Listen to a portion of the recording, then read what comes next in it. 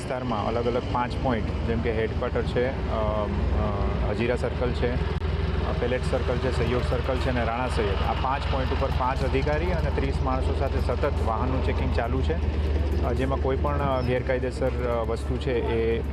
Enter શહેરમાં ના કરે તેની પૂરી તકેદારી રાખવામાં આવે છે. વિસ્તારમાં અલગ અલગ 5 પોઈન્ટ જેમ કે હેડક્વાર્ટર છે, હજીરા સર્કલ છે,